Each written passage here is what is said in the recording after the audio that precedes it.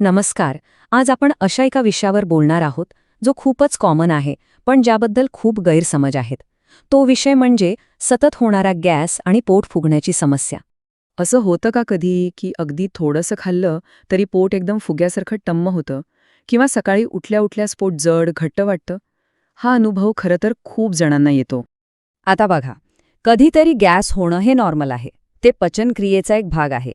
पण जर हे रोजचंच झालं असेल, सतत पोट फुगलेलं राहत असेल, तर हा फक्त साधा गॅस नाही.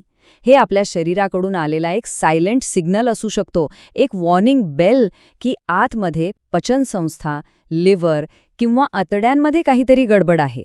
चला तर मग ह्या समस्येच्या मुळाशी जाऊया. अशी 6 मुख्य कारणं कोणती आहेत ज्यामुळे सतत गॅस आणि पोट फुगण्याची तक्रार मागे लागते, ते आपण एक-एक करून पाहूया. याचं सगळ्यात कॉमन कारण आहे स्लो डायजेशन, म्हणजे पचनक्रिया मंदावणे. होतं काय की आपण खाल्लेलं अन्न पोटातून पटकन पुढे सरकत नाही. ते तिथेच पडून राहतं आणि मग ते आंबायला लागतं, अक्षरशः सडतं आणि त्यातूनच मग भरपूर गॅस तयार होतो. आणि पचनक्रिया मंदावते तरी का? तर आपल्याच काही सवयींमुळे. जसं की रात्री खूप उशिरा जेवणं किंवा सारखं जड, तेलकट पदार्थ खाणं. काही जणांच्या बाबतीत तर पोटातलं ॲसिडच कमी झालेलं असतं, ज्याला हायपोॲसिडिटी म्हणतात. आणि मग काय? अन्न पचत नाही आणि पोट जड वाटणं, करपट ढेकर येणं, पोट घट्ट होणं हे सगळं सुरू होतं. दुसरं महत्त्वाचं कारण म्हणजे लिव्हरची कमजोरी. आपल्या लिव्हरचं काम आहे पित्त तयार करणं. हे पित्त फॅट्स म्हणजे तेलकट पदार्थ पचवण्यासाठी खूप गरजेचं असतं. आता जर लिव्हर कमजोर असेल किंवा फॅटी झालं असेल, तर ते पुरेसं पित्त तयार करत नाही आणि मग परिणाम? पचनक्रिया पुन्हा मंदावते. म्हणूनच सतत गॅस होणं हे लिव्हरच्या समस्येचं अगदी पहिलं लक्षण असू शकतं. तिसरं कारण आहे गॅस्ट्रायटिस. यात होतं काय की आपल्या पोटाच्या आतलं नाजूक अस्तर, ज्याला म्युकोसल लेयर म्हणतात, त्याला सूज येते. आणि ही सूज आली की जेवल्या जेवल्या लगेच पोट फुगतं, छातीत जळजळ सुरू होते. इतकंच काय, साधं पाणी प्यायलं तरी तोंडात कडवट चव रेंगाळत राहते. आणि ही सूज येते तरी कशामुळे? तर पुन्हा एकदा आपल्या खाण्याच्या सवयी, खूप जास्त खारट वेफर्स, फरसाण खाणं, रिकाम्या पोटीसारखा चहा कॉफी पिणं किंवा खूप तिखट मसालेदार जेवण, या सगळ्या गोष्टी हळूहळू आपल्या पोटाच्या आतल्या अस्तराला इजा पोचवतात. चौथं कारण आहे इरिटेबल बॉवल सिंड्रोम, म्हणजे IBS. हे ना आपल्या मेंदू आणि पोटाच्या कनेक्शनचं उत्तम उदाहरण आहे. म्हणजे बघा, जेव्हा आपण खूप स्ट्रेसमध्ये किंवा चिंतेत असतो, त्याचा थेट परिणाम आपल्या पचनक्रियेवर होतो. काहींना यामुळे बद्धकोष्ठता होते, तर काहींना जुलाब. पण दोन्ही प्रकारच्या IBSमध्ये एक गोष्ट कॉमन आहे, ती म्हणजे पोट फुगणे आणि गॅस. 5वं कारण अगदीच सरळ आहे, बद्धकोष्ठता. विचार करा, जर आतडी रोज व्यवस्थित साफ होत नसतील, तर आतमध्ये सगळा कचरा साचून राहतो.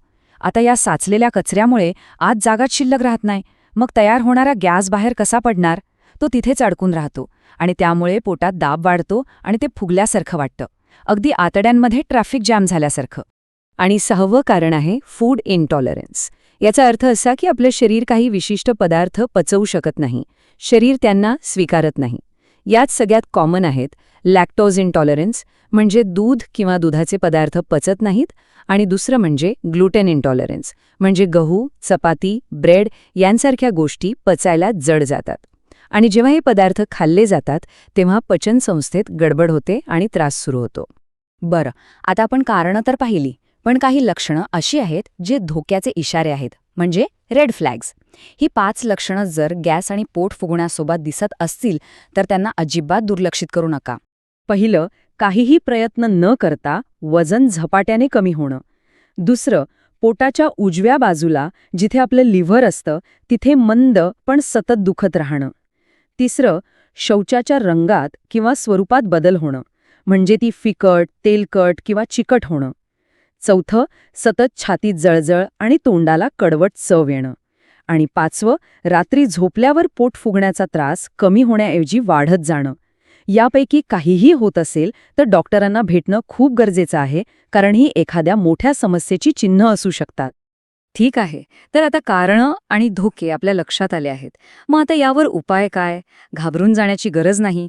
आपण जीवनशैलीत 5 सोपे बदल करून या समस्येवर नियंत्रण मिळवू शकतो. चला, ही ॲक्शन प्लॅन काय आहे ते पाहूया. सुरुवात करूया सकाळच्या सवयींपासून. दिवसाची सुरुवात 1 ग्लास कोमट पाण्याने करा. त्यानंतर फक्त 5 मिनिटं चाला आणि सगळ्यात महत्त्वाचं, सकाळी उठल्या उठल्या रिकाम्या पोटी चहा किंवा कॉफी पिणं, ज्याला आपण बेड टी म्हणतो, ते पूर्णपणे टाळा. या छोट्याशा गोष्टींनी आपली पचनसंस्था हळूवारपणे जागी होते आणि दिवसासाठी तयार होते. आता बोलूया आहाराबद्दल. आहारात काय समाविष्ट करायचं?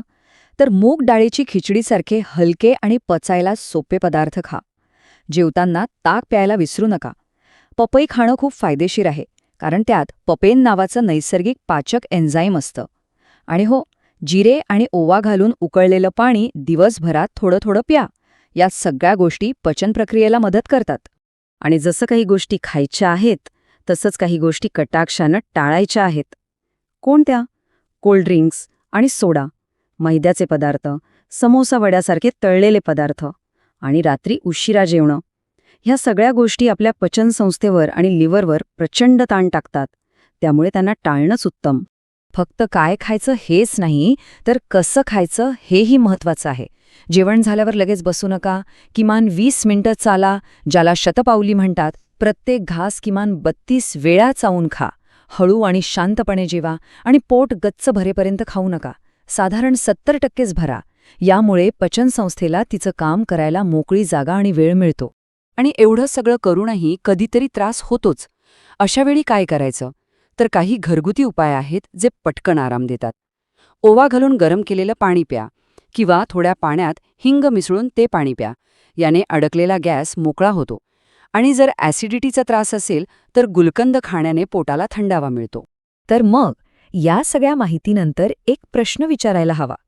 आपलं शरीर आपल्याला नक्की काय सांगण्याचा प्रयत्न करत आहे? कारण सतत होणारा हा त्रास म्हणजे आपलं शरीर आपल्याशी साधत असलेला एक संवाद आहे. आणि शरीराचे हे संकेत ऐकणं हेच चांगल्या आरोग्याच्या दिशेने टाकलेलं पहिलं आणि सगळ्यात महत्त्वाचं पाऊल आहे.